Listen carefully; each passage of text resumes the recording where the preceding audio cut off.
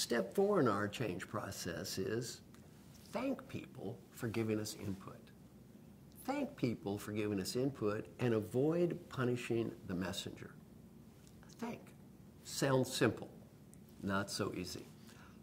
In my classes, I always say, how many of you believe that you should encourage input from your coworkers? Everybody, oh yes. Should we listen to this input? Yes, yes. Encourage people to tell the truth? Yes, yes. Punishing the messenger, is that a good thing or a bad thing? Oh, terrible thing, terrible thing. Everybody says it's bad to punish the messenger. I'm going to give you a case study of punishing the messenger that I've given to hundreds of thousands of people, and I get almost 100% failure. It's a time when you got a message, and let's see how you handled it. Did you say thank you, or perhaps become defensive? Here's the case study. You've had a hard day at work, a hard day. You go home. You get in the car to go to the store. Your husband, wife, or partner sitting next to you. You're driving to the store. Lots of traffic. Cars are cutting in front of you. You drive a little further. That person in the front seat goes, "Look out, there's a red light up ahead." Did you say thank you?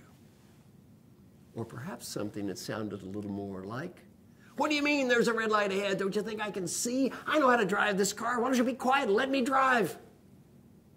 How many of us have ever chosen plan B before? Well, almost all of us. Now, why are we yelling at that person in the front seat?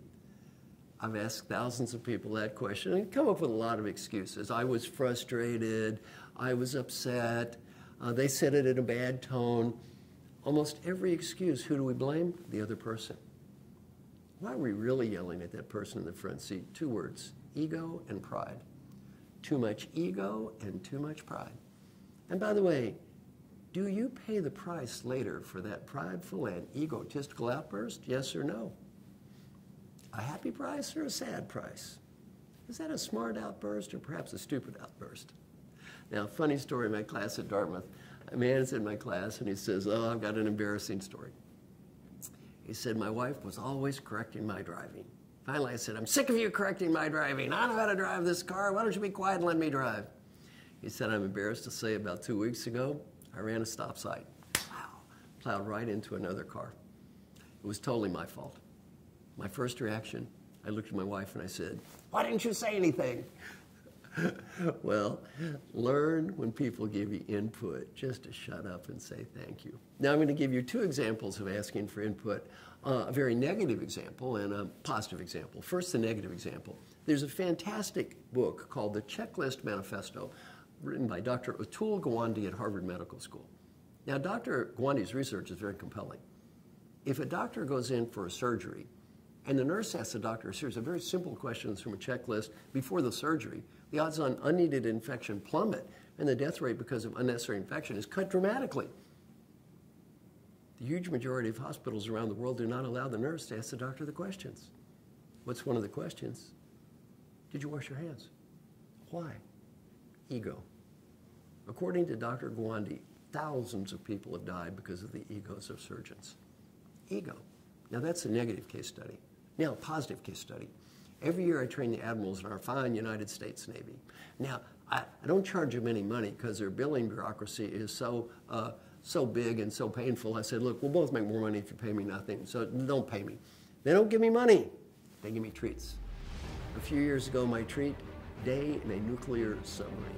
Me and 8 other old men got to stand at the top of the submarine, going out in the waters, down under the waters for 8 hours, pretending to torpedo things. Wow, we had a big old time. What was my treat a couple of years ago? I went to the danger zone. Have you seen that movie, Top Gun? I got to fly 95 minutes on a United States Navy Top Gun fighter jet. 6 Gs, G suit, flying upside down, doing tricks. Got to fly the plane myself for about 10 minutes, and I'm proud to say I did not throw up.